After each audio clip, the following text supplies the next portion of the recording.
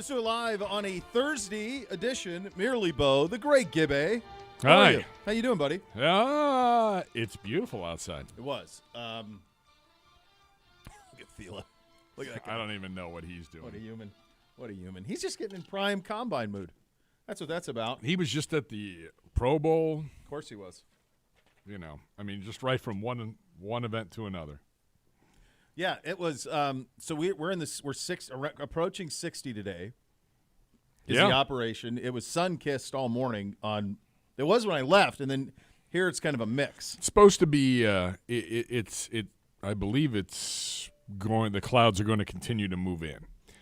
Okay. And then we get rain tomorrow. Is that no, the idea? Rain's pushed to Saturday now. Oh, let's go. Because maybe I have a tea time before the go. show tomorrow. Let's go, Gibby. Quick little 9 holes. You got to get in when you can, brother. Griff's like, hey, because I mentioned like going to the range later today. I like it. He's like, 61. I brought my clubs. And I was like, you have clubs? I'm like, you're in. We're going to the range. Let's see go. what you got here, buddy. Oh, my gosh. It is going to hold off. It's going to hold off till Saturday or Friday night late. Friday night late, you're going to get it. This morning I looked, it was 80% chance. Yeah. So now we've got 62 today, 62 tomorrow. Yeah. Are you fearful that now, because my attitude towards this time of year is typically like bunker down. I'm in it, and then I'll wake up. I'm like I hibernate, and then I'll come out in the spring and be like, oh, we're back. But now it's been like this for 10 days. How's it going to happen? Now, luckily for me, next week I'm headed out west and to the south, so I'll be okay. But I'm looking at this snow like next week at this time and thinking that'll be a slap in the face. Yeah. I mean, it's going to be in the I think it's going to be in the 30s. Yeah, it looks like all next week. Yeah. Mid-30s. Well, that's warm for February. That's doable. That's not a foot of snow. No. That's not wind chills 20 below zero. No. I can deal with that. Yeah. In February. Yeah. There's no doubt. There's absolutely no doubt. Yeah, and you get through this week, and it's like now you're on the back end. Yes. Like we're at the middle point of February already. Yeah, you're there, pal. You're there. All right, we got Brownie Awards coming. We have a lot of stuff. We got today. a mailbag. Good Lord, we got a mailbag program today, so that'll be fun. Tomorrow will be our Super Bowl extravaganza program. Correct. We'll have the gang back together, and we'll do the Super Bowl extravaganza program tomorrow. Have you been? Do you feel an anticipation for this one, or no? That's kind of where I am. You know why? Because it takes 2 weeks. It's 2 weeks between games. How many questions are you going to ask someone about the opponent? How many different ways can you break down an opponent? I feel bad for like the CBS Sports Networks and the ESPNs and the NFL networks. What? Nothing is going on. Congratulate like. Joe Tooney's injury is the only injury. Yeah. Like there's literally nothing going on. I feel the same. I don't know if it's because we've seen these teams a lot, which it could be. It could be just that we've seen Mahomes and the Chiefs and the storylines. We know what they are. And we've seen the Niners a lot, quite honestly. Yeah. We've seen them a lot at this stage of this late in the game. Like, is this more – this is undoubtedly more fun if it's Detroit in the game. There's no question that Detroit and the Ravens wouldn't have wanted that, but just from the standpoint of, like, storylines, stuff that hasn't been told. New blood. Like, there was a fatigue that happened even with – that I definitely remember in the Belichick-Brady where it was like these guys again. Like, we've heard this story. This story has been told, and there is some redundancy to this one for me as well. I will be excited when the game kicks. And I think it's got a chance to be a very, very good game and a compelling and fun game. But agreed. The build-up has been a little bit tricky. Yeah, there's just there's nothing going on. There's how many? Which is how the NFL wants it. They're in Vegas. Yeah, other than a guy climbing the sphere yesterday. I did see that. By the way, if I can only imagine if you are a law enforcement officer in Las Vegas, you wake up every morning this week going, God, this is going to be a long week. What happens today?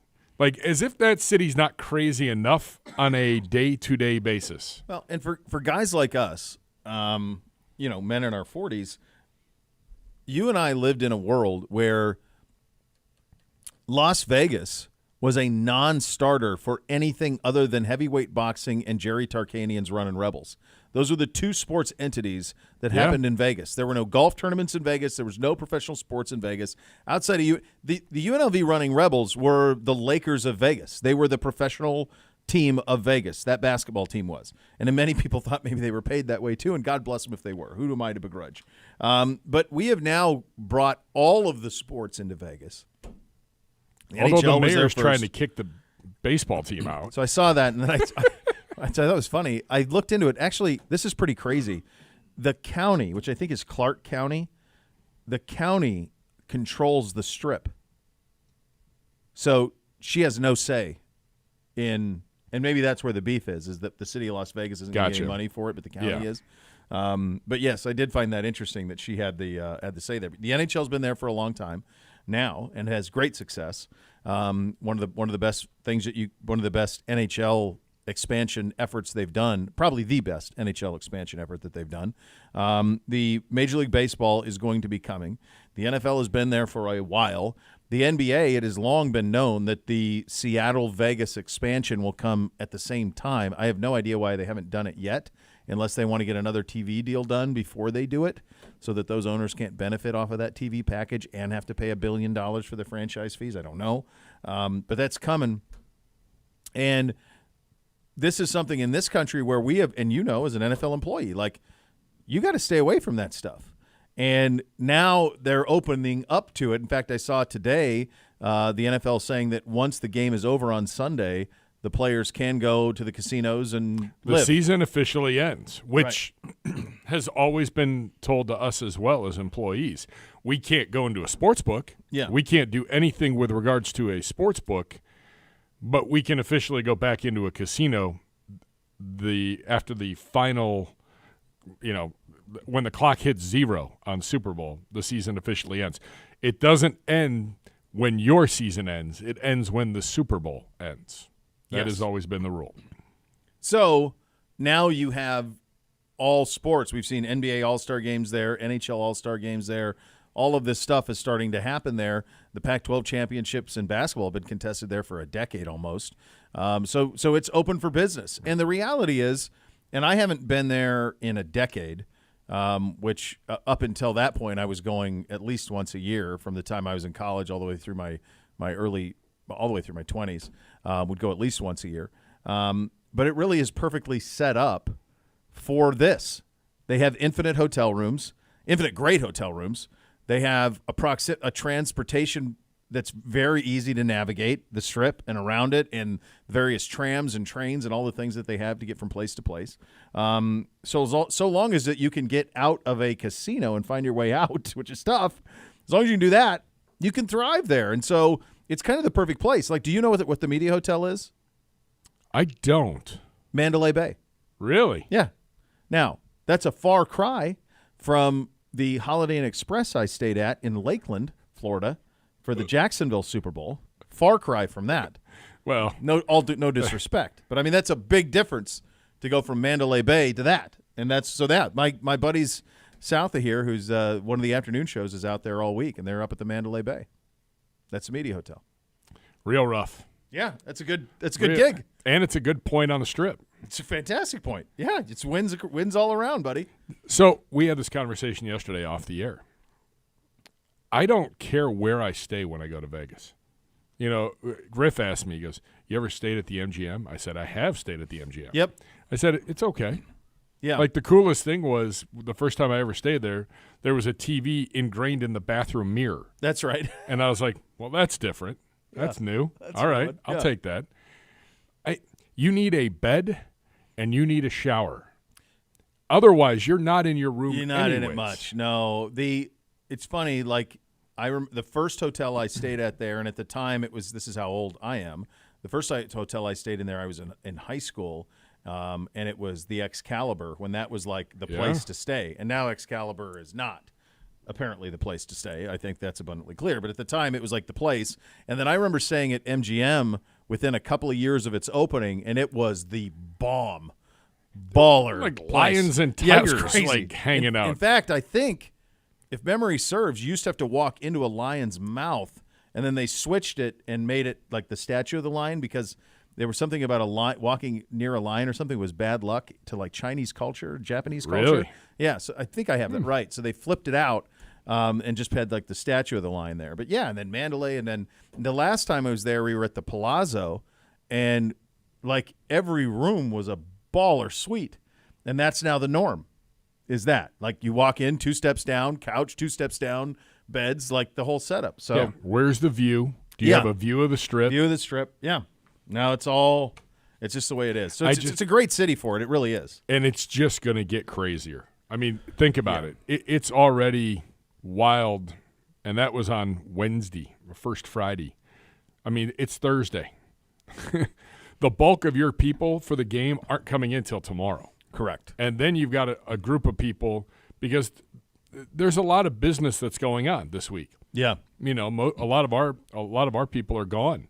I mean, there's business. Like, if you want to meet with the bigwigs of the big companies, everybody's in one spot. But a lot of those people don't stick around for the game. You would be amazed how many. Oh, you wouldn't be amazed, but I think our fans would be amazed how many people are there during the week and are out by Saturday or Sunday morning. Everybody that I've only covered Super Bowls from the television side, not the radio side, but everybody I know who covers it from the radio side, they leave Friday. Yeah. You're there until Friday afternoon, and then you're gone. I mean, every Super Bowl. Tony Grossi talks about it. Like, he's been a Hall of Fame voter for I don't know how many years. The voting process used to be on Saturday. Yeah. I mean, now it's done in advance and it's done virtually and everything. But they don't get in a room anymore? That's a good question. I know the last couple of years they had. They'd already COVID. Yeah, yeah. But they literally he left every Sunday morning. He's like, I've never actually stayed for a Super Bowl. Yeah. I'm home by the afternoon. Yeah, that's typically the way that it works. Is you get out of town. And you're gone. So if you're Goodell, your job is to make sure you get, and your league's job is to make sure you get through the next 72 hours unscathed. That's really all you're hoping for. With the number of players there that aren't even playing in the game. Oh, my God, yeah. Like that circus. I mean, it's Sin City for a reason. In the next 72 hours, you just want to just kind of stay under the radar and get to that game. Once that game kicks Sunday afternoon, and really by the time you get to Sunday morning, if you get through tonight, Friday night, Saturday night, without incident, Sunday, you're home free. You got a game, and that's it. And then Monday, you get everybody out. Then everyone's gone. How quickly can we get everybody out? That's exactly right. All right, we do have some news of the day, and they are the hot topics of the day, presented by Vivid Seats, official fan experience partner, your Cleveland Browns. I saw this morning on the NEO Trans blog, reporting that the Browns are in the process of finalizing a purchase agreement for 176 acres of land near Hopkins Airport. Now we have a statement from Peter John Baptiste on the Browns' future stadium planning. He is a Haslam Sports Group spokesperson, and he says, quote, "We've been clear on how complex future stadium planning can be. One certainty is our commitment to greatly improve our fan experience while also creating a transformative and lasting impact to benefit all of Northeast Ohio. We understand the magnitude of opportunity with the stadium project, intent on driving more large-scale events to our region, and are methodically looking at every possibility. We appreciate the collaborative process with the City of Cleveland and the leadership of Mayor Bibb in analyzing the land bridge and renovating the current stadium. At the same time, as part of our comprehensive planning efforts, we are also studying other potential stadium options in Northeast Ohio at various additional sites. There's still plenty of work to do and diligence to the process before a long-term stadium solution is determined, and we'll share further updates at the appropriate time." So there you go.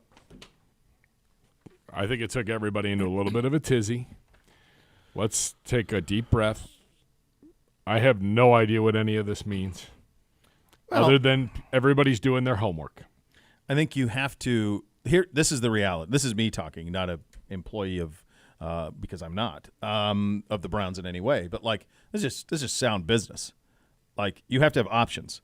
You're not going to put yourself in a position where you only have one place where you can do something like this. This is something that we all acknowledge and know is imminent. It has to happen. You are in a position, and we all love Cleveland Browns Stadium, and you love that location down there, but it's brutal. It's brutal to park. It's brutal to get out of. It's got 2 viable entrances. You're doing the best you can, but it is what it is. And there are many things that need to be changed long term, the least of which, and this is something Z and I talk about all the time, and I understand that there are people out there who love the idea of if it's a dome, it's not tough. I just think that's utter nonsense. I understand where you're coming from because you feel like it's part of the identity. I've never once looked at Detroit or Minnesota and thought, or Indy and thought, oh, those aren't tough cities, or those football teams aren't. That's just nonsense. What you want, and this is the other part of it. We have never been more picky as a fan in fandom than we are now because our stay-at-home experience is so great. Everyone's got huge TVs. They're all affordable. You have quick access to your bathroom. I got all sorts of amenities at the tip of my finger whenever I want it. In order to give up a Sunday every 10 times a year, God willing more, I got to be something I'm going to other than the community of it, which is awesome, and the experience. But it's got to be a place I really want to go, and it's got to be a place I'm comfortable. And you were at that game at Christmas 2 years ago. That was absurd. That temperature. We've been in games of rain and sleet, and we got rained out. We had what the hell was that thing we had the opener a couple of years ago where it just was like it got every bit of weather. That was September. The Bengals game. That's right. The Bengals game where it rained only over the stadium. Only there. Yeah. 3 miles away at the Cleveland Clinic. My wife was like, "It's sunny. I'm walking my mother-in-law around." Yeah. Right. Exactly. And so there's that part of it, and then there's the other part which Peter John Baptiste referenced here about bringing more events. There's that part too. And look, I talk about this stuff all morning. There is not a place in Ohio that you can host a college football playoff game. I'm going to tell you something. You put a Big Ten championship game in Cleveland, the economic impact of that, the economic impact of an Ohio State home playoff game, because guess what? Ryan Day is not building a football program down there that wants to play in the snow and 20 degrees. They built a football Ferrari. He wants known surfaces. And so those home playoff games that are coming in college football, right now they'd be in Indy. The Ohio State program will go play in Indy because there's no place in the state to play. So let alone the WrestleManias and Final Fours and Super Bowls and all the other stuff. So it's got to be bigger. Think bigger.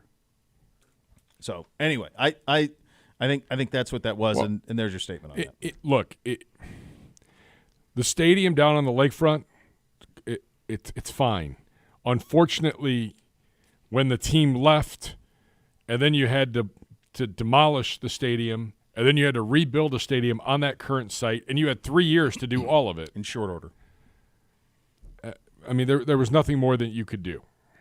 Yeah, you know, it is what it is. Unless you were going to send the team in '99 to play somewhere else, which you could never do at that time. No, and I mean, look, you got 24 years out of it.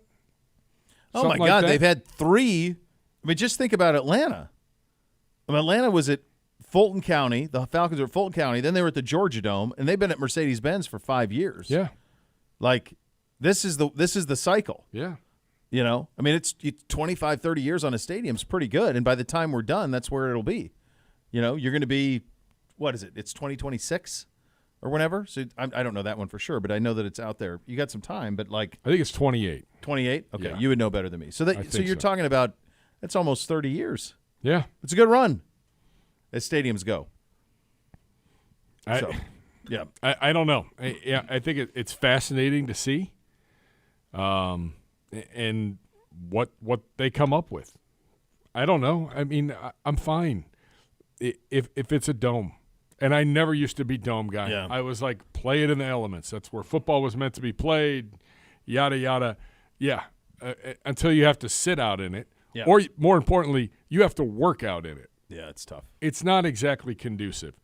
And you put a dome up, think about how loud it was for that Steeler game you went to with your family. Oh, my God. Put a dome on it. Come on. Yeah, it's a home field advantage. It is. There's no doubt. It goes back to the whole, well, they're coming from a warm climate or a dome to cold weather. They've got to acclimate. No, you know the day that stopped for me? When I watched J.J. Watt and the Houston Texans about 8 years ago, and J.J. Watt doing snow angels in a tank top and shorts on the football field, fine. And our guys sat on the bench because they were freezing cold. And I was like, well, this is a problem already. This is Right. not going to bother them. No, it's not. Yeah. We have a reportedly back, by the way. The Browns are New one. reportedly hiring Eagles assistant offensive line coach Roy Istvan to the same job under new offensive line coach Andy Dickerson with the Yeah, Browns. that happened yesterday for you. I see. I missed this. Miss a day, miss a lot. I guess I did, according to Tom Withers of the Associated Press. So Andy Dickerson, your new offensive line coach. You guys had that information yesterday. And then Roy Istvan, I'm guessing that's how you pronounce it. Yeah, I'm gonna go with that. I'm going to go with that. Feels pretty good. He worked with Jason Kelsey, among others. Well, yeah, he's been That in Philly offensive since line's the been pretty 90s. good in Philly. Been a very good offensive line in Philly. So it was short order on the Dickerson hire then. I mean, literally, 'Cause we that's- opened the show and we talked about how AVP was bringing T.C. McCartney on to coach quarterbacks. And then segment 2, Scott Peters is now going to New England, reportedly. Was this all in live time? Oh, yeah. Oh, yeah. Scott Peters leaving. That was in segment 2. And then, like, segment 3, and segment 2 was also Alonzo Highsmith joining Elliott Wolf Oh, that's in right. New England. The whole band's back together. The whole band, yeah. And then segment 3, it was, hey, the Browns are hiring Andy Dickerson, per numerous reports. Because that's reportedly still too. No, that's reportedly too? Yeah. It's all reportedly. Yeah, Okay. we're reportedly. We're reportedly. Okay, so Everything happened rapid fire. that's quick. Yeah. That's a lot going on. All right, so there you go. So we'll see if those if reportedlys can become officiallys. But it's I'm a big fan of officiallys. officiallys are a good win, yeah. NFL honors tonight at 9. You can watch that on CBS, the NFL Network, and Paramount Plus. The Browns have a chance to win some big-time awards. Obviously, I think you're going to win Player of the Year and you win Coach of the Year. Flacco, Comeback Player of the Year, up for that. Jim Schwartz, Assistant Coach of the Year. Anthony Walker, Walter Payton, Man of the Year. No point. Anthony would be great on Player of the Year, or Walter Payton. That's just totally subjective. And I mean, all of these are subjective, but that one is Yeah, I don't know in the eye who of the votes. beholder. There's some kind of panel that determines that ultimately. I Schwartz- think Peyton's family is part of that. All of this was done before the playoffs, all the voting. So my hunch is that it would be Monken as offensive assistant coach of the Well, year. we're gonna do awards at 2:00. Oh, we're going to do it. Oh, Yeah. so I don't bury the lead. We'll Correct. get to that. Sorry, My fault. No, I it's my wanted to fault. make sure I came we in here addressed hot. it. By the way, not a fan of the 9:00 start. That's when this is going to Yeah. go? Yeah, no, I'm. Well, come on, I get you're on the West Coast or out west because you're not on the West Coast. Is it an hour? No, it's 3. It's from 9 to midnight? Oh no! Oh no! It's 2 hours. 9 to 11. So 9 to 11. I guess that's sort of fair. As long as I'm out by 11, that's nighttime. So as long as I can get out by 11, I'm not going to watch it. What are you kidding? Like I may have like I'll have it second going. screen, or I'll have a little of the Twitter up to I see. want to see for Coach Hopefully our guys and win. Miles. Coach has won it. I mean, if you have to put all of your Browns eggs into rooting for anybody, it's Miles. I mean It's time. It's time. It's his It's time. gone long enough. Like let's see if we can get the guy an award on that. All right, lots to get to. As you mentioned, we will go through who ought to win the NFL honors. We've got Brownies awards this week because we started that yesterday on the play. We did. So we've got that to look forward to, which is very, very nice. You will hear from Myles Garrett and Denzel Ward on NFL's Total Access. Some fantastic sound bites here coming So up. we look forward to that. That's coming up as well. We are off and running on Cleveland Browns Daily, brought to you by Ballybet. Sports betting partner, your Cleveland Browns, now live in Ohio on 850 ESPN Cleveland.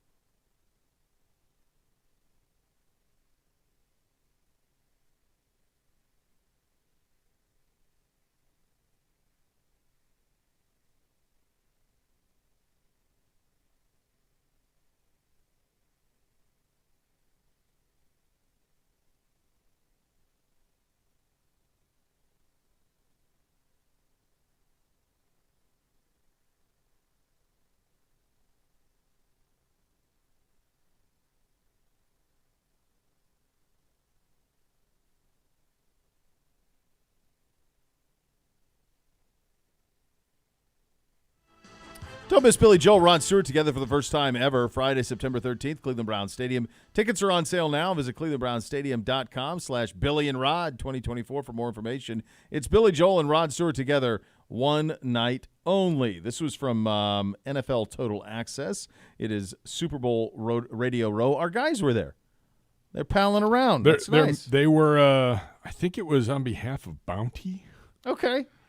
So the two guys, it was a fun little interview. And actually, one of the things that they asked them were to put on their defensive coordinator caps. They're like, you guys shut down the 49ers. How do you shut down the Chiefs? Oh, this is very good. So it's pretty good. Yeah, let's go. Let's have a listen.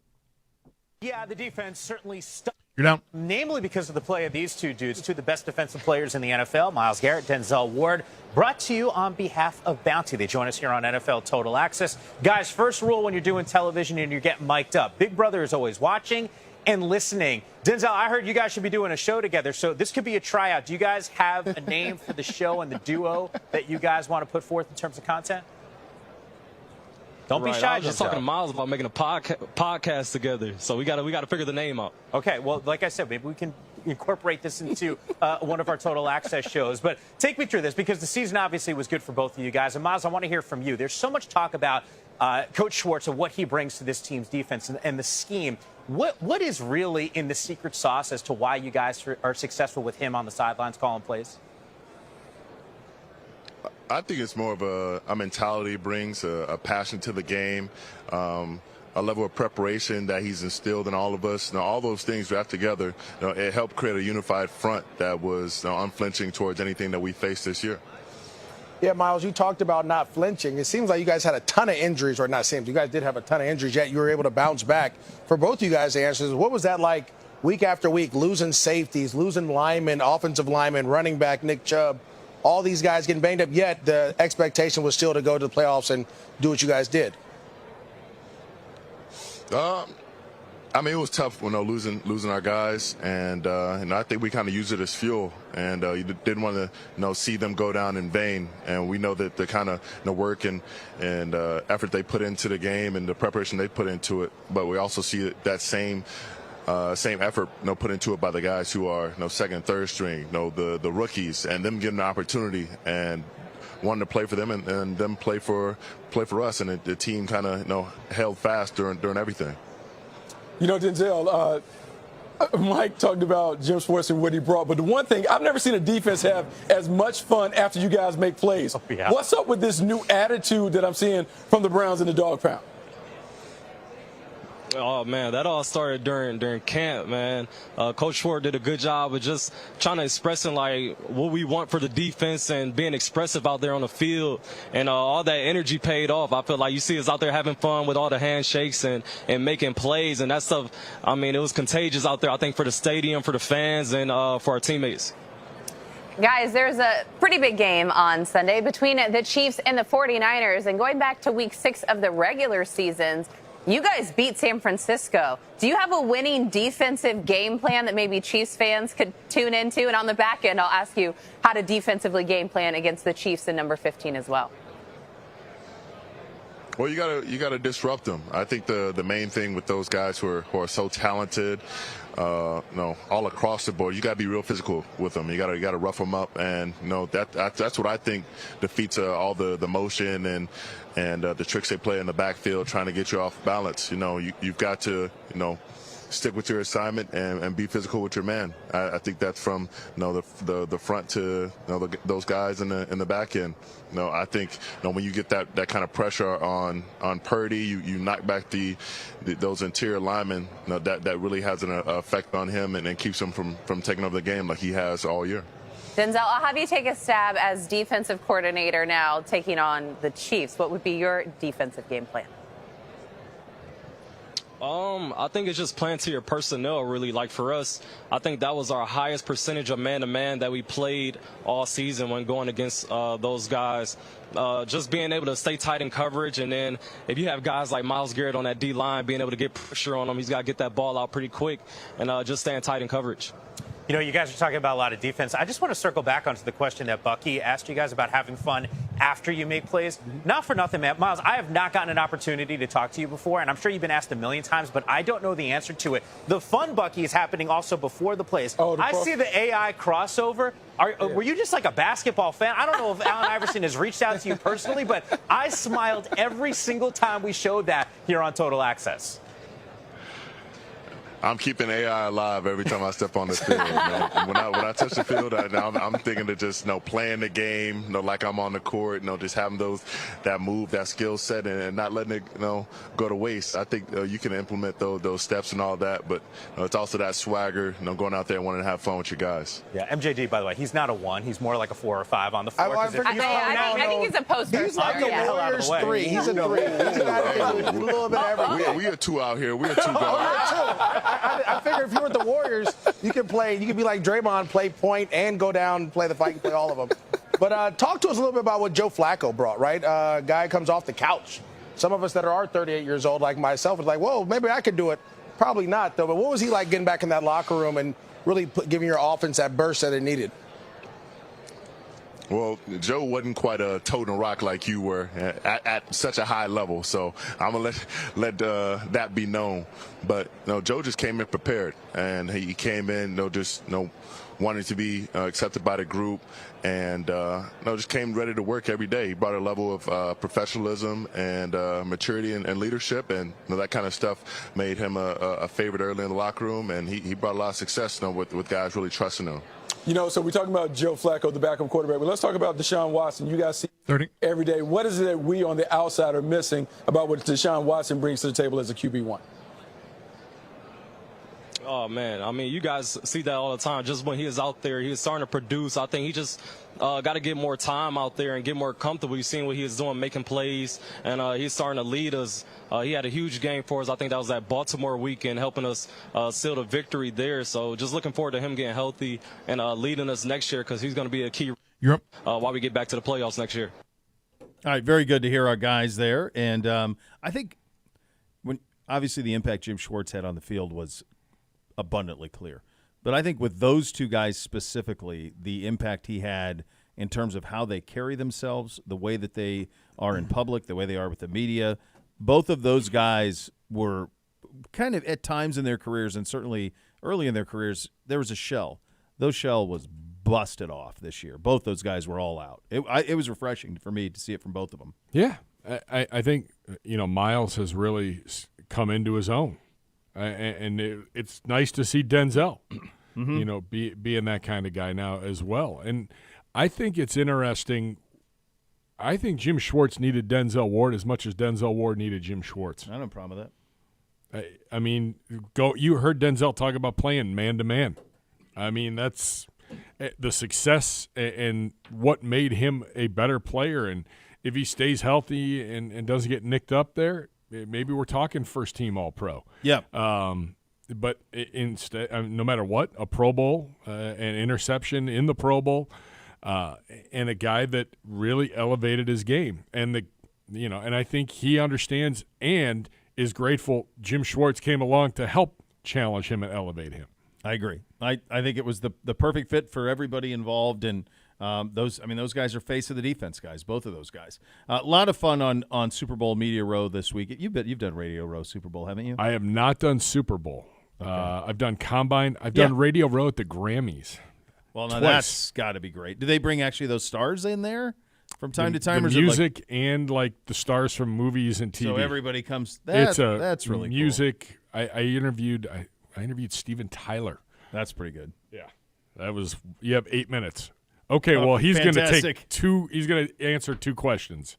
I don't know what you want me to do there.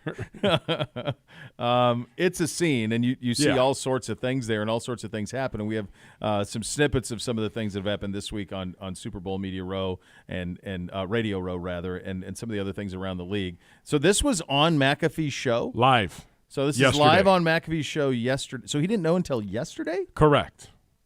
What? And then I had to, double-check it because I'm like, are we sure he had to have? That's been Nope. All right. So Tony Pollard found out on McAfee. Cowboys running back. Now he's going to be a free agent. Yeah, but I think you can say that he does not have a social media problem. That Tony Pollard must be flip phone guy, because I don't know how else you could avoid it. So here you go. Yes. Here's McAfee Tony Pollard, former Cowboys running back, though he is a free agent, on Pat McAfee, finding out that Dan Quinn is no longer the defensive coordinator of the Cowboys, which happened better than a week ago, right? He's already been introduced in as Washington. the coach of Washington. All right, so here you go. Have a listen. I know your guys' defensive coordinator obviously got the head coaching gig in Washington. You guys are still going through the process, right, of figuring out who that DC might be. When you face that defense, you guys have stars everywhere you look. What do you think? What do you look for them for next year, and who do you think they might bring in? It's crazy. See, I hadn't been on social media. Like, I got rid of Instagram like midway through the season. How come? Too much people being negative? I mean, being a Cowboy, you just have to find ways to keep your mental on point, Yeah, keep the noise out. Yeah. Did you just find out you lost your defensive coordinator? I just found out right now. Oh, hey, he's the head coach of Washington. Newsbreaker. Yeah, he's the newsbreaker. Dan Quinn's the head coach of Washington. Dan Quinn, Commanders. head coach, Washington Commanders. Backwards hat showed. How's he going to do? Yeah. I mean, I don't doubt Dan Quinn at all, and whatever he's doing, head coaching, defensive coordinator, whatever it is, he's gonna find a way to get the most out of the guys that he coaches. He has he does a great job, just being relatable to the guys and just being there for them. That's impossible to me. It feels like no one texted him. Exactly. You're not on a text chain with your teammates. Everybody's like crazy about Quinn. What did you just go into a so bubble? hard to wrap your head around, right? Have you been doing what Aaron Rodgers did last year? What was that? Yeah, ayahuasca. Yeah. Well, it made me think of like the draft day, the quarterback from Wisconsin who his buddies don't go to his birthday party or whatever. Yeah. Like, does nobody like Tony Pollard? Doesn't talk to anybody? I don't know. It was wild. crazy. That is crazy. That's absolutely crazy. Back to Total Access. C.J. Stroud, who's up for NFL Rookie of the Year tonight, was on NFL Total Access talking about his rookie season. I have to start at your expectations for your rookie season. You shattered records. You just competed in your very first Pro Bowl. Did you know that your debut in the NFL was going to be like this? I wouldn't say exactly, but I mean, I had a pretty good idea that if I was confident and I just got my rhythm, good connection with my teammates, that I could play pretty well, and that's kind of what happened. CJ, a lot of times for rookies, the light goes off at certain parts of the year. When did the light go off for you when you felt like you could be a dominant player in the National Football League? Around like week 2, we played the Colts, and I had a mindset just going to the game like, in week 1, I kind of wanted to fill it out and just see like what I can do. But week 2, I came in with like, man, I'm trying to kill. I'm trying to go make plays and be who I know I can be.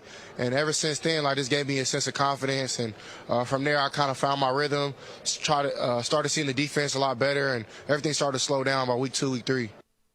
Week 2, sorted it out. Yeah, nothing to see. No. By the way, just going back to Dallas and the mess they are, Andrew Perloff, who used to work for Dan Patrick, host Maggie and Perloff on CBS Sports Radio, they had Emmitt Smith on today. We asked Emmitt Smith why Coach Mike McCarthy is back in Dallas. His answer, quote, because I'm not the GM. Jeez. But here's what you're fighting. It's like Cowboy legend versus Jarrah admitting he's wrong. Or Dak Prescott saying, I want Mike McCarthy. That's a good point. Yeah, there was that part of it too. CJ is going to play. I saw he's going to play in the NBA All-Star Celebrity Game as well. He can ball. He's got a sweet stroke.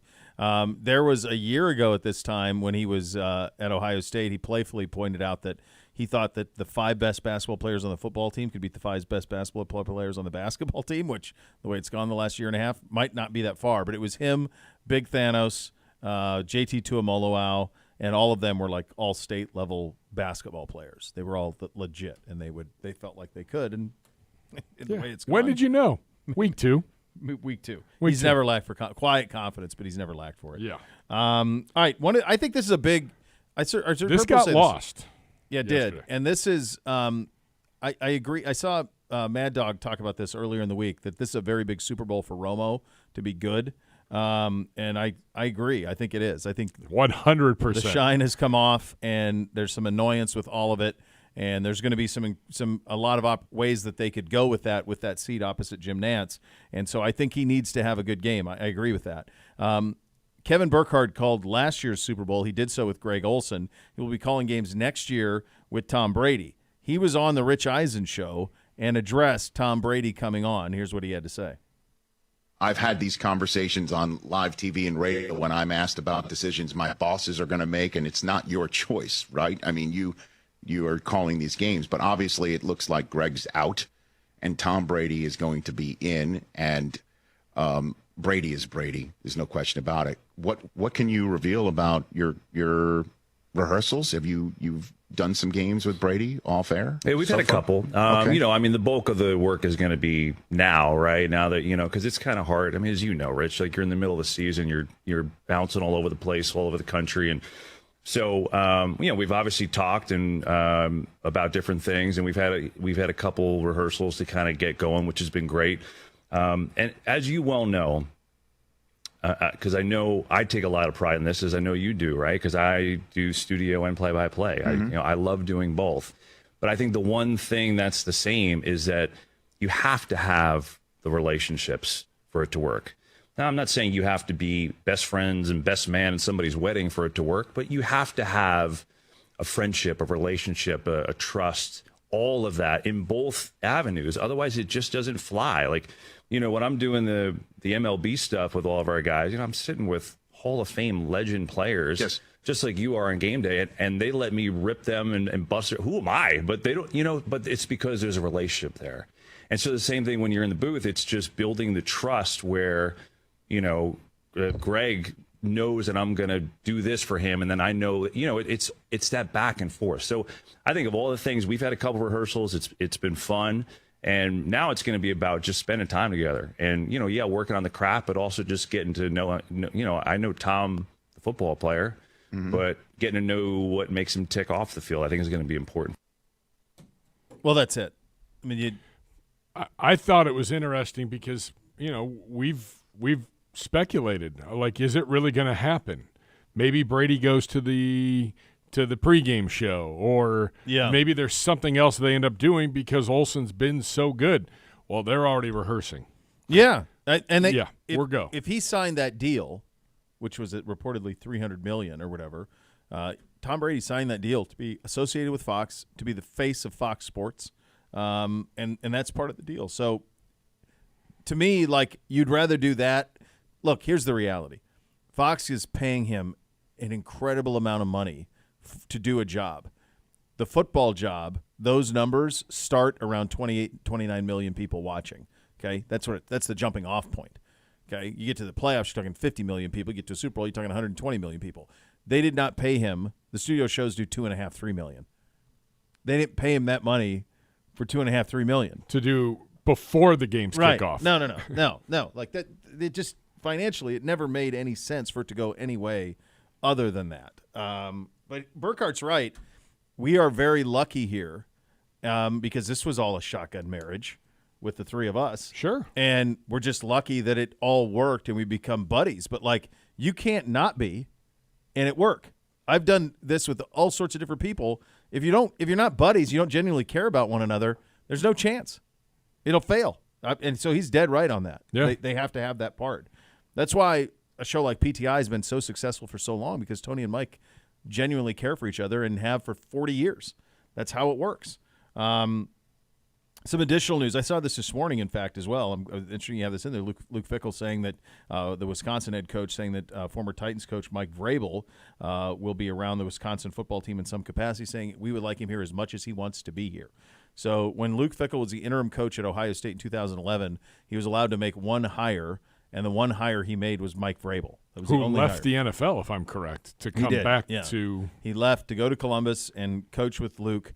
In retrospect, like, it all worked, but in retrospect, he should have hired an offensive coordinator because they were wildly inept offensively that year, and that's probably what he should have done. But it worked out for everybody, and that doesn't surprise me. Where Mike could do that for a year and then figure out what he wants to do. Yeah, he's not just going to sit on his No. hind parts in Nashville. No, I also saw something that said he might interview for the Dallas DC job, which Dallas is interviewing everybody. Mike Zimmer, Rex Ryan. I don't know what the end game is there. Yeah, he would be if he went there, it would be feel like almost like coach in waiting. I don't think he would do that. I think he's going to want another head job. Yes. This happened last night as well. Former Alabama head coach Nick Saban joining ESPN's College Game Day as an analyst starting next season. And so he's just going to do game day. I know he's going to do draft. SEC Media Days, I can't even imagine. He just yelled at people at SEC Media Days. I can't imagine you want to sit in the lobby of some hotel in Hoover, Alabama for 6 hours. And he might do features for SEC Network. Yeah, that's what that is. Yeah. I think, honestly, I talked to Paul Feinbaum this morning, and I said, how's this going to go? And he goes, not very well. Because Saban, he's very candid. He said, look, Saban has no patience. And on College Game Day, you got to sit there while the other people do all their nonsense. And he said a great quote. He's like, you really think he's going to sit there and listen to Desmond Howard who doesn't know anything about anything?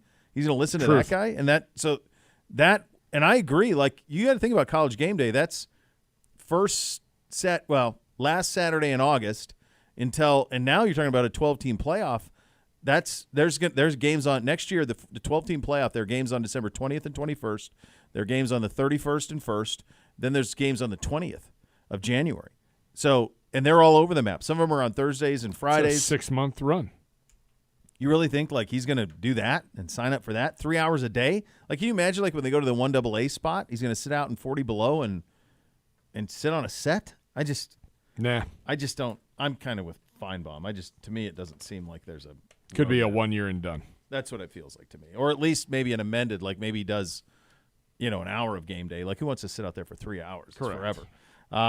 Hey, I want to tell you, my good friends, about Renew Home Exteriors. They are the best. They're my guys. Introducing new Ascend composite clad siding featuring beautiful deep grain look in 20 available colors. Keep that just installed look for a lifetime with this low maintenance siding. Plus, with Renew's price match guarantee, you can be assured you receive the best price for your exterior project even after you buy it. Renew Home Exteriors, superior product, superior service. Visit renewestimate.com. We've got brownies to get you some results on. We'll do that coming up next. You're listening to Cleveland Browns Daily on 850 ESPN Cleveland.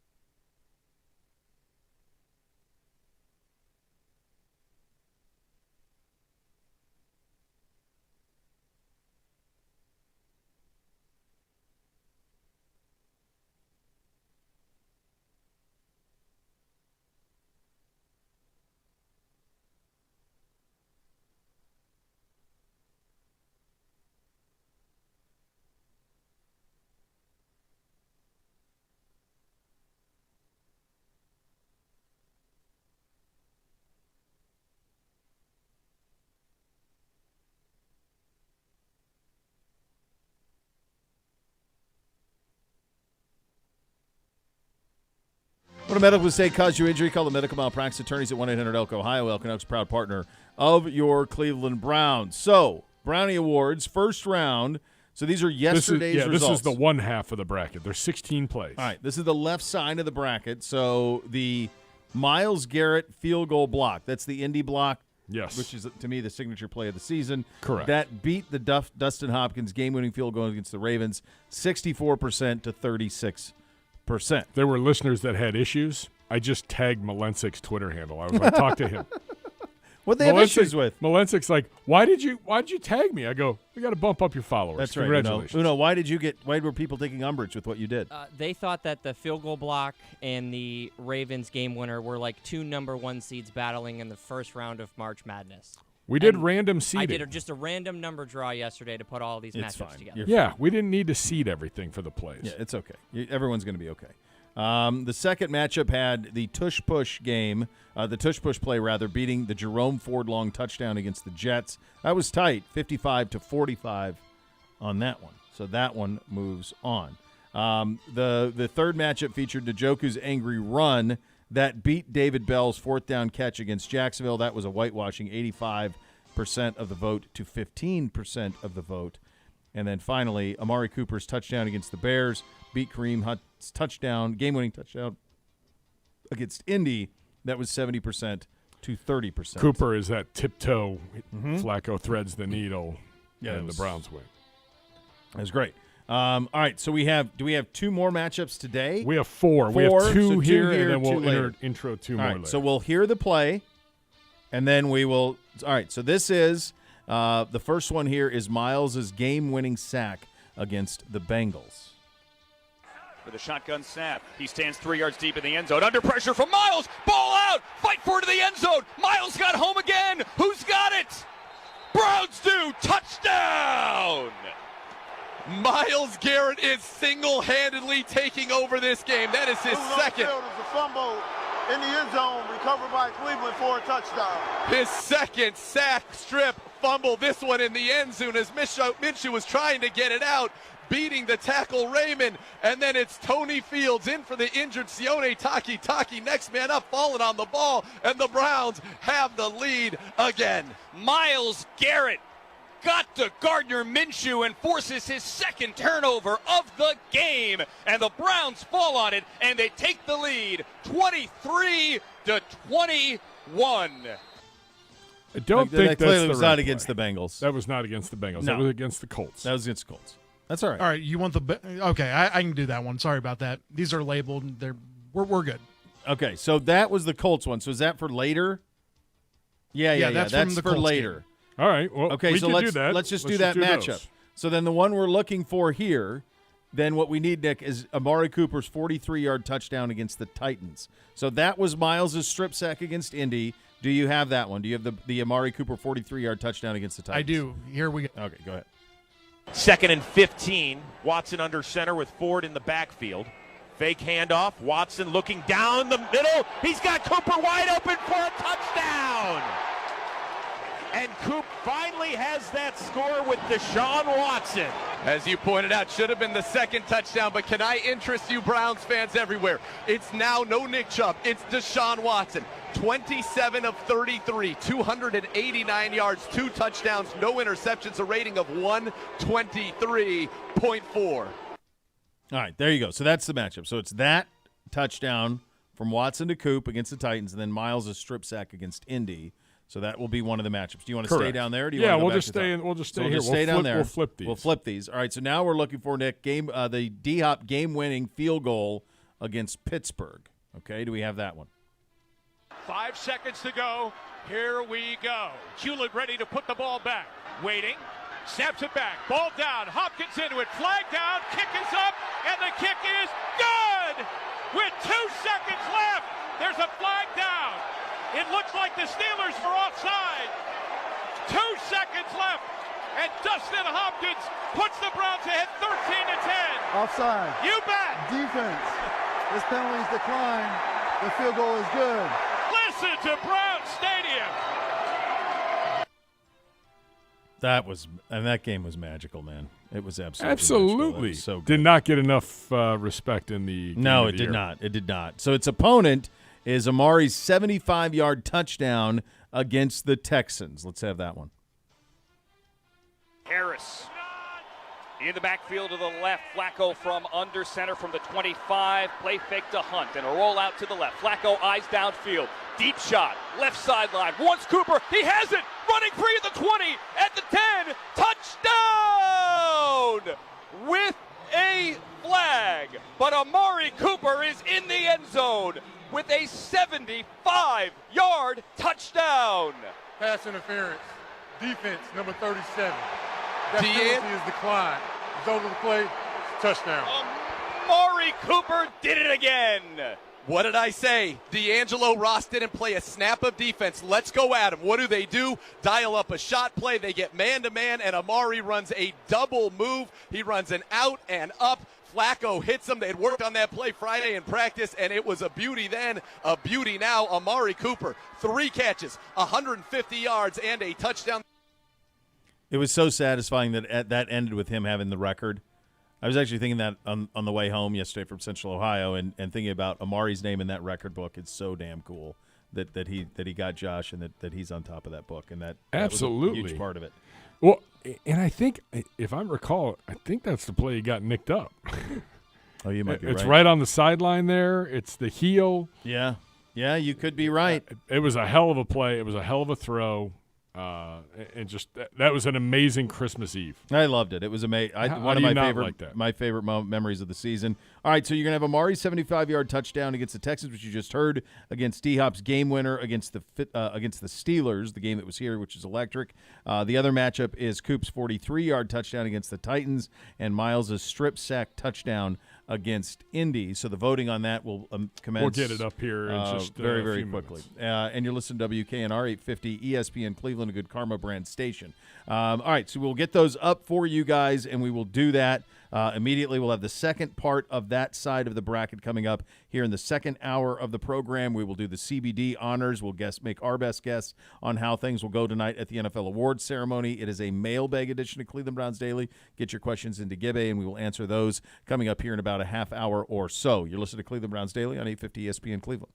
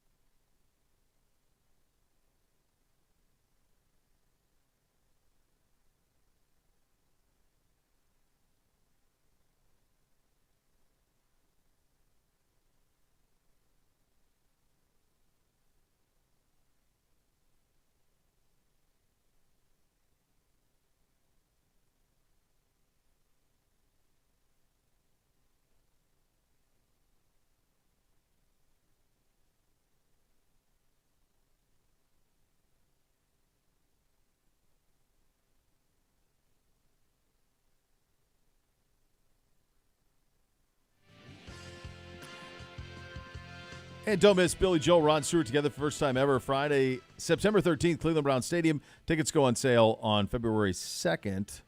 So that was last week, 10 a.m. So they're on sale. Come on, Uno. They're on sale.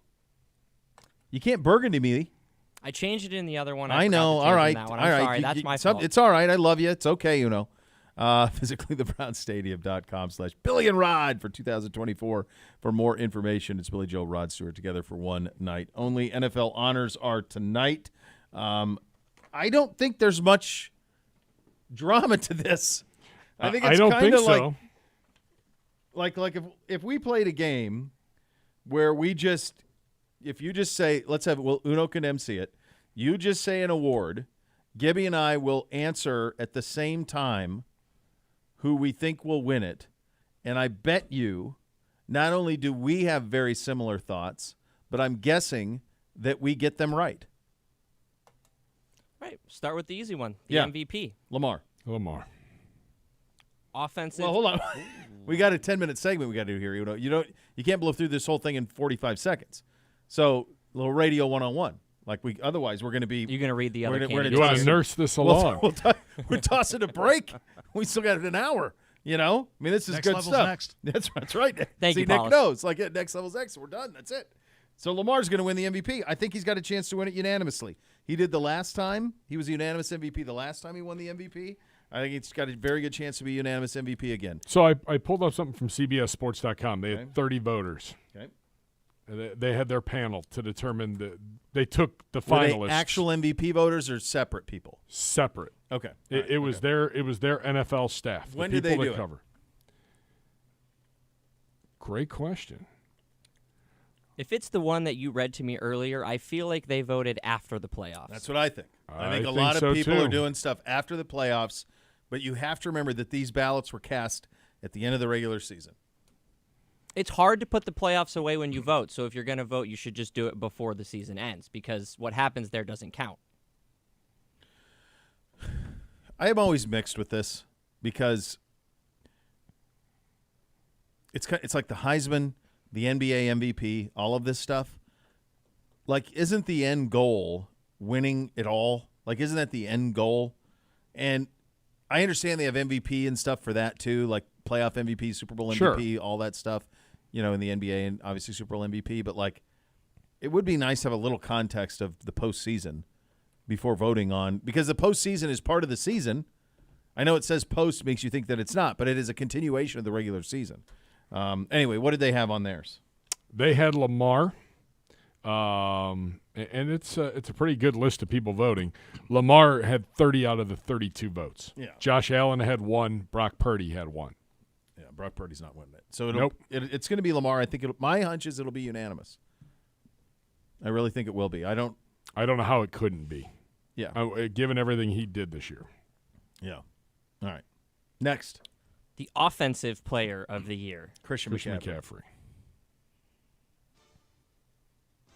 Good job, Paulus. I don't know. I think Miami sputtered down the stretch, or else Tyreek would have had a very good chance. He got hurt too, didn't he? He did. He got hurt. They sputtered. They never beat anybody good. And so that's tough. You're not going to give it to either Lamar or Dak, the two of the other finalists as quarterbacks, because they're going to win MVP. So they're not going to be. He's not going to be in that mix. CeeDee Lamb. Dallas won the division at the very end. He was great, but Dallas won the division at the very end, and he wasn't even. Tyreek's the better receiver. I was going to say, I think Tyreek's had a better year. He did. McCaffrey got 26 of the 31 votes. Looks like there was someone that abstained because Tyreek Hill had 5, or there was someone that had 1 vote. Maybe it was a quarterback. What position do you think, other than quarterback, will next win MVP of the league? Probably wide receiver. So that's why I brought it up, because I thought, now his time may have come and gone, but Tyreek Hill with the combination with Tua, if he were ever to get a 2,000-yard, 23-touchdown season, he could potentially win MVP at receiver. But I don't think it'll be a back. McCaffrey's doing the best he can. Sure. But I don't think it'll be a back. Let me go back to the MVP. Lamar's number 1. who should be the number 2? Probably Dak.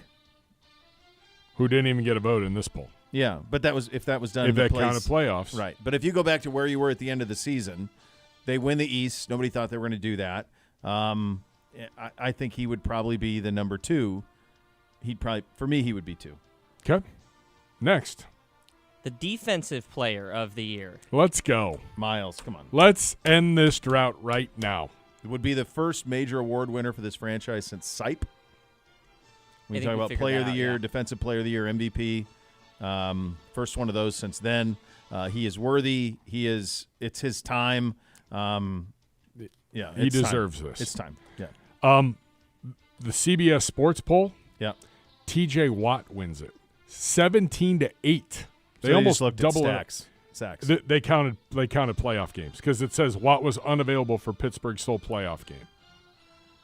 So that they liked that But more. once again, starred in the regular season, leading the NFL with 19 sacks and 36 QB hits. I mean, he's a beast. There's no question. But it's the sack thing.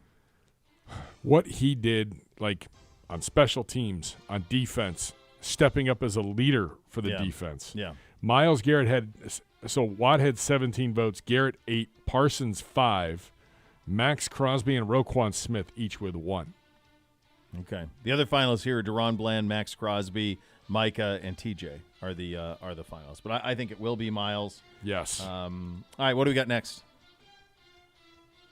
You're not up. Hate to see it. Offensive Rookie of the Year. I have it on air light and still didn't use it right. Still didn't use it right. Offensive Rookie of the Year. CJ Stroud.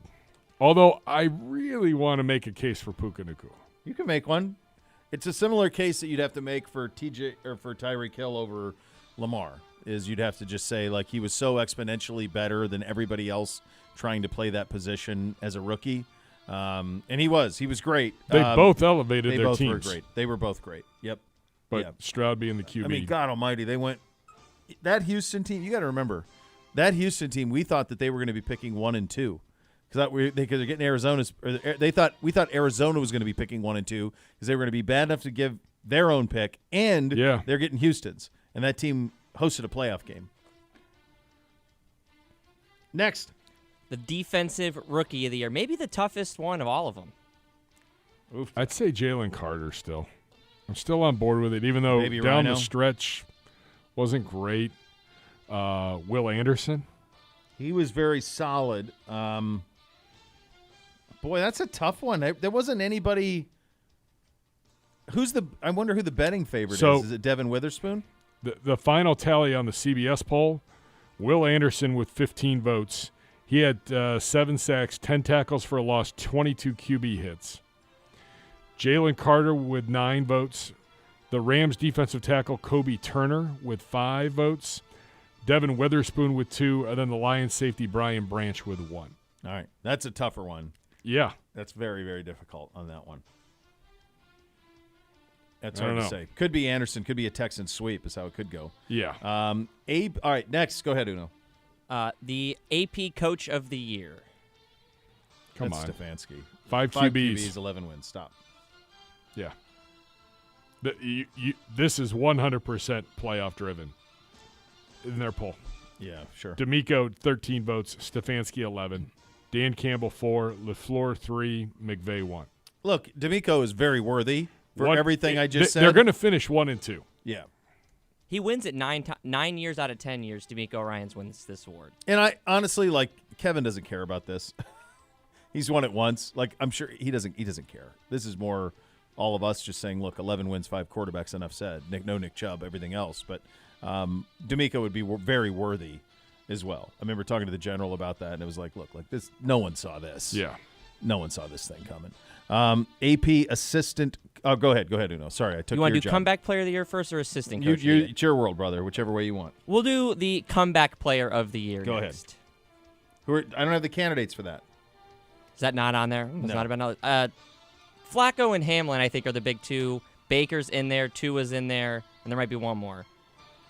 So Hamlin, Baker, Flacco, and Tua are the top. Well, Hamlin came back from dead. So, But that was last season. But he played this year. He didn't play last season. So to me, that's a different thing. than the rest of these guys. Here's who I think Baker's going to win it. That's who I think's going to win it. Yeah. Your comeback player of the year candidates are Tua, Matthew Stafford, Baker, DeMar Hamlin, Joe Flacco. So Baker didn't come back from injury. He just came back from nobody wanting him. Stafford came back from injury. Flacco came back from nobody wanting him to do what he did for us. Tua came back from injury. Tua came back from injury. So probably true comeback player of the year, Tua and Stafford are the ones that make the most sense for what the award I think is intended to be, which is you come back from a bad injury. What the CBS people have it? They have Joe Flacco winning. 13 votes. DeMar Hamlin 12. Baker Mayfield 6. That would make me very happy if Flacco won, because that's as much joy as anybody around here's had in a long time, consecutive, like week after week, able to provide. Maybe there's more traction than we think. There Let's could hope. be. All right. Finally, the last one, the assistant coach of the year. I want it to be Schwartz. I think it's going to be Monken. Yeah. Could be Ben Johnson, too. Could be Ben Johnson. Ben Johnson, Bobby Slowick, Brian Johnson, Todd Monken. Oh, no. Hold on. Hold up. Ben Johnson, Mike McDonald, Todd Monken, Jim Schwartz, and Bobby Slowick. Okay. I think there's a lot of – those guys are all great. Yeah. One of them's a head coach now. Yeah. McDonald's a head coach. Johnson didn't want to be a head coach. Could have been the head coach of Washington if he wanted it. What do they say? Who do they got? You know what the funny thing is? They did not vote on that. You can make a very strong argument for every vote on single one of those guys. I think it could be John. It wouldn't surprise me if it was Ben Johnson.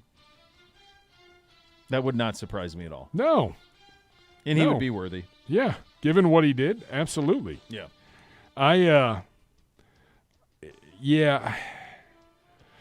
We were talking about it before. Is there when do they do the GM of the year or the executive of the year? I don't know. That's not tonight? I guess not. I didn't see it in any of the things I was looking at. I haven't seen it in any of our stuff, but I'm like, I feel like our guy should be a prime candidate for that, given all the moves he's made. I think the gutsiest thing that anybody did as an executive is what Houston did this year. Correct. They went all in.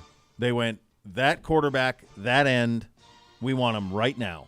And we're going to win now. We're not playing for next no, year. That I think that's probably the one. You could say the same about the Detroit situation, the amount of talent that's been accumulated there over the last couple of years and the job that they've done. Yeah, there's a lot of good candidates. It's a very good year in the league. So we'll see how we did on those tonight. That's tonight at 9 o'clock. You'll be able to watch that. The Brownie Awards continue. We will do the second half of the bracket that we talked about earlier today. Those top plays coming up next. You'll listen to Cleveland Browns Daily on 850 ESPN Cleveland.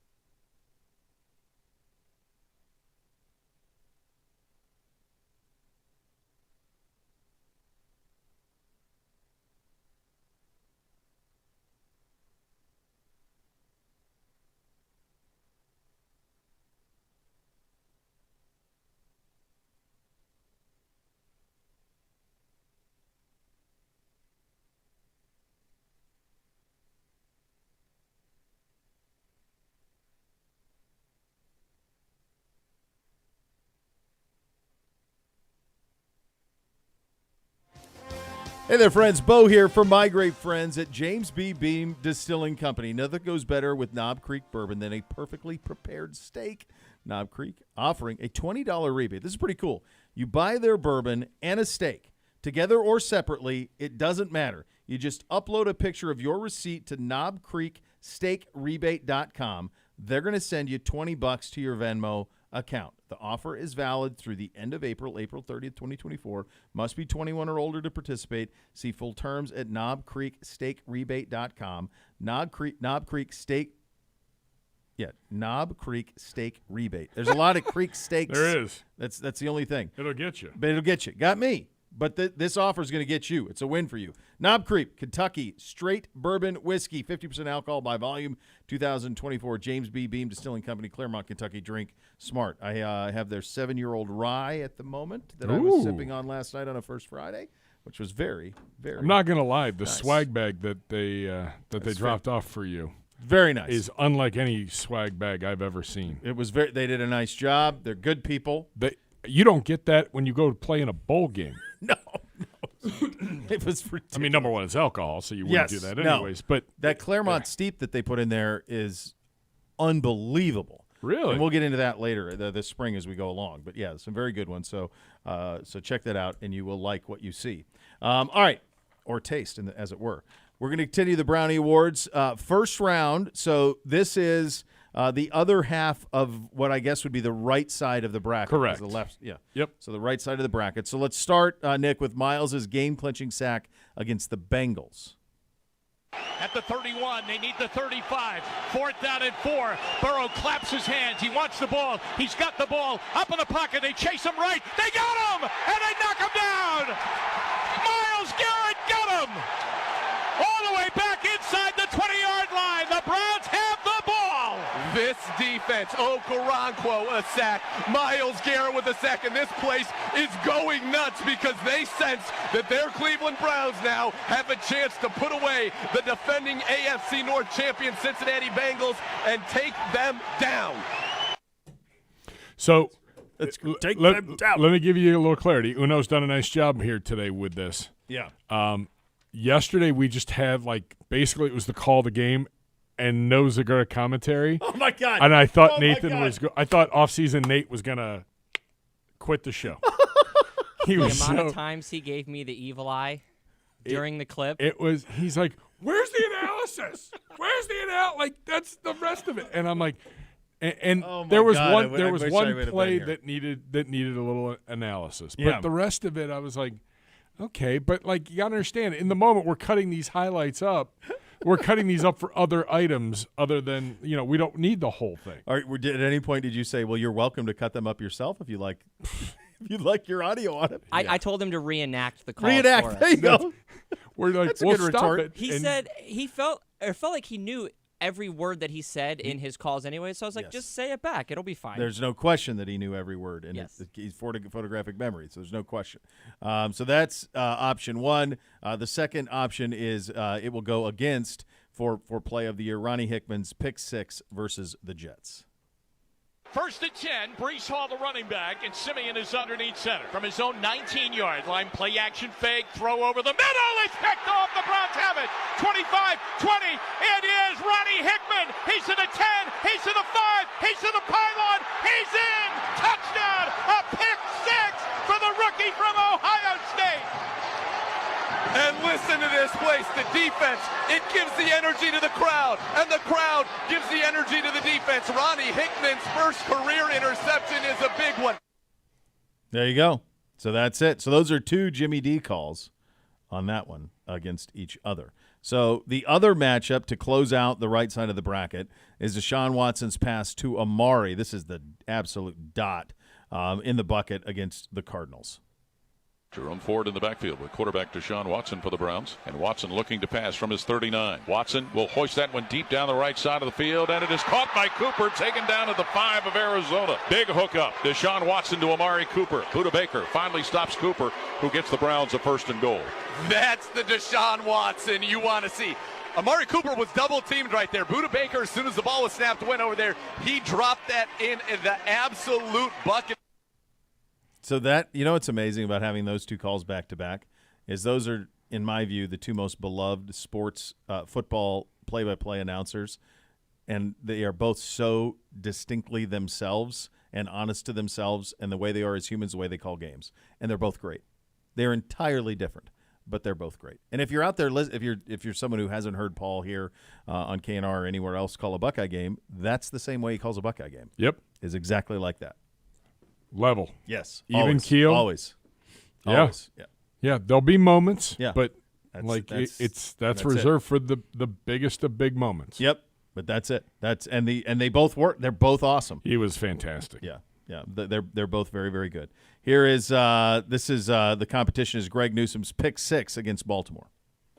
Clock winds under 8.5 to play here in the fourth quarter. Jackson adjusts his wristbands as he settles into the shotgun. Takes the snap, looks to his right. Ball is swatted high in the air, and it is intercepted by the Browns. Greg Newsome along the sidelines into the end zone. Touchdown Cleveland, 33 yards off the deflection at the line of scrimmage. No penalty flags. All right, there you go. So, big moment. Those Big are moment up. Those are up now. They will be They'll here. be up. Yeah. All right, so we'll get We're those up. We're putting everything up. It just takes a little bit So of time. then tomorrow will we do the Final Four? We'll do the quarterfinals tomorrow. Quarterfinals tomorrow. All right. So And then, next week we'll get everything else. All right, we'll get it all sorted out. So there you go on that side. Yep. Of This week and next week for that, and then we'll start working our way into the position reviews. We'll take that all the way up to the combine, and then We're gonna be there. By the way, the combine ends like 5 days later. Free agency starts. Jeez. And that's going to be a busy combine between the free agency that's looming, the trades that have to happen, especially at like the quarterback position. Yep. There's a lot that's got to get sorted out in business. Probably a lot of it starting this week at the Super Bowl. It is time for the Griff fact of the day. I thought we were going to get a little intro. It's positive. Yeah, it's not working. I don't know why He's not. trying. Nick's out there. On me. You're all right. You're all right. Oh, good. All right, Griff fact of the day. What do you got there, Rudo? If C.J. Stroud wins Offensive Rookie of the Year tonight, like we think he will, he's going to become the 6th Buckeye to win the award in the last 7 seasons. Those other winners include Joey Bosa, Marshawn Lattimore, Nick Bosa, Chase Young, and Garrett Wilson. The Buckeyes also broke the record for most winners in history last year when Garrett Wilson was the 7th winner from Ohio State, passing the University of Miami, who have 6. So it says 2 things. Number one, Ohio State's really good at football. Yeah. And recruiting and developing. And sending people to the league. Yep. I always teased my buddy down there, Mark Pantoni, who's basically their general manager now. I used to call him he's basically one of the original ambassadors of cool because his job was to make himself know what 17-year-olds would think is cool. Like he was the head of recruiting. Now he's like the general manager. But like I always used to tell him everyone would say cornerback U, LBU, be NFL U. And then they kind of did. They kind of became NFL U. Yeah, that's how you get kids to come. That's it. So the other thing I would say from that is they should have won another national championship in the Urban Day era. If they have this type of talent, we all know there's even more than that. It's kind of underwhelming that they only have the one. Correct. That's where I'm at on that. It's like Aaron Rodgers' career. Yeah, it is. They've been great a lot, but the fact that they haven't won another national title is a little bit odd. All right, it is a Mailbag Thursday. We will get into that coming up next. Listen to Cleveland Browns Daily on 850 ESPN Cleveland.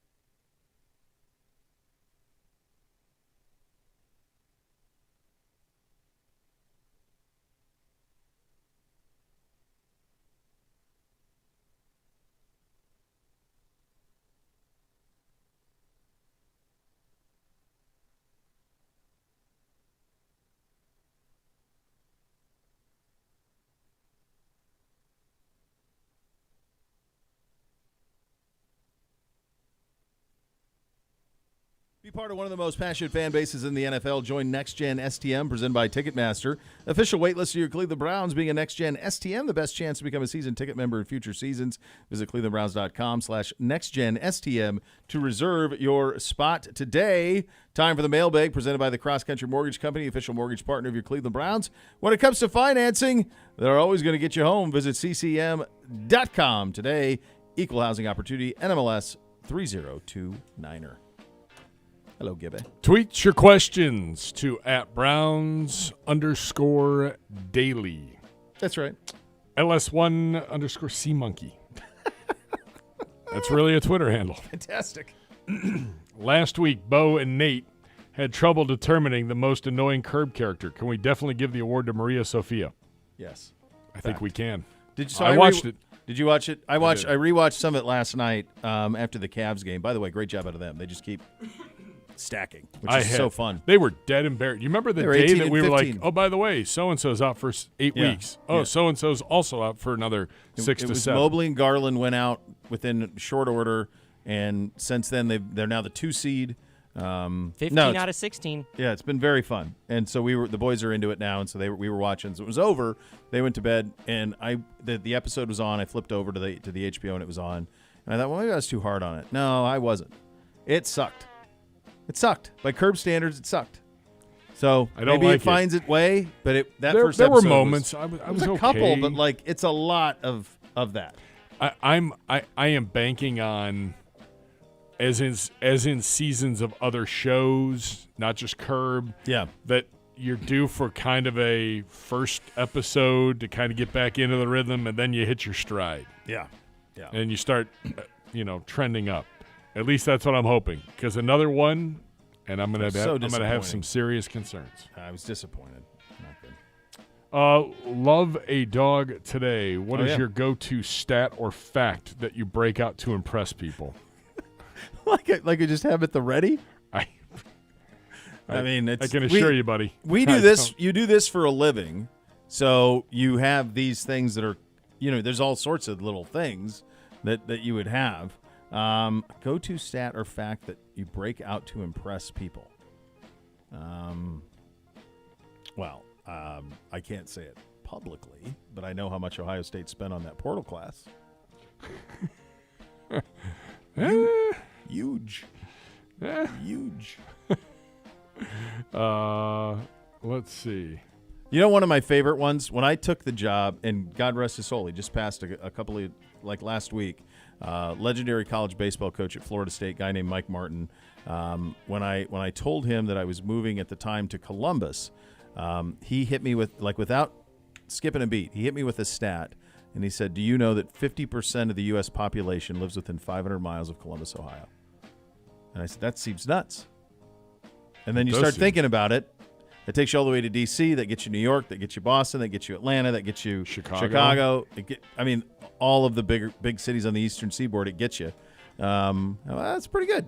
It's a nice little stat. It's a good market. Yeah. All right. So you're saying big. I got a chance. Yeah, this is a chance. Yeah. Yeah. It's like, okay. This is a good career. That's pretty good. That's pretty good. Feels like it's going to be colder, but nevertheless. Yeah. That was one that I always thought was pretty good. Jonathan, this is actually a question right up your alley. He said, mailbag today, ? If so, thoughts on a college football relegation system akin to the Euro soccer model.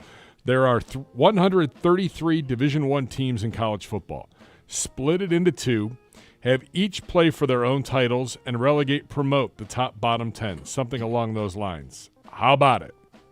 Well, how about it? Here's why it'll never happen.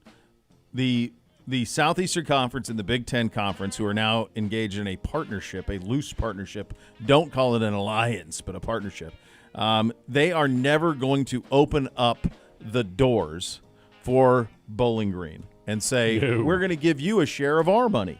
So I'm not saying what you're talking about isn't at some point possible, because we haven't had that thing yet with conference expansion where we've had conference relegation.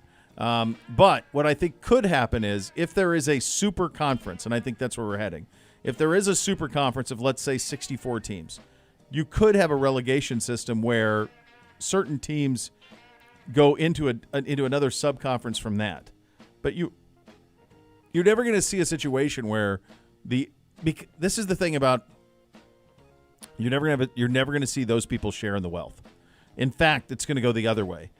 What this SEC Big Ten partnership is really about, it's about bending the NCAA and everybody else to their will. I know it probably seems crazy to you out there, but the feeling of Greg Sankey, the SEC commissioner, and Tony Petitti, the Big Ten commissioner, and the conferences and the schools that they represent, their feeling is the little guys have had too much say. Their feeling is, why are we allowing any of the group of five to play in our playoff? We're driving this. We are driving it. Why are we allowing the Big 12 to have a seat at the table in college football's playoff? Your 11-0 is not as impressive as our 8-3. So that's where they're headed. And I know it probably seems, the big guys run college sports. Buddy, you ain't seen nothing yet. The Big Ten has a primary partnership with Fox and then ancillary partnerships with NBC and CBS. So that's one voting block. The other voting block is Sankey, the SEC, and ESPN.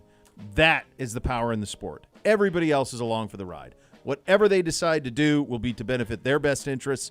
If eventually, after 2 more years, a 12-team, which you're contractually obligated to do, you get to a 16-team playoff, when they get to 16, it would not surprise me at all if as many as 12 of the 16 were from the SEC and the Big Ten. That's the reality of where you're headed. Now, is it fair that Illinois gets to come along for the ride? Or Rutgers gets to come along for the ride? Or Maryland? Or Indiana? Right place, right time. Right place, right time. They've been in there for 100 years. The Big Ten's never kicked them out. Minnesota, that those programs are better off than Florida State or Clemson or Miami. Is it right? No, but that's the business they're in. That's what's coming in that sport, though. Wow. You know what it is? Hey, mid-majors, you get your chance in the NCAA tournament. For now. Where anybody can win right now. Gordon Gee said this, the former president of Ohio State said this over a decade ago. He got in trouble with it. He said that used the Little Sisters of the Poor comment that got him reprimanded when he was the president of Ohio State. But his comment was always like, why are we letting the MAC champion in the NCAA tournament?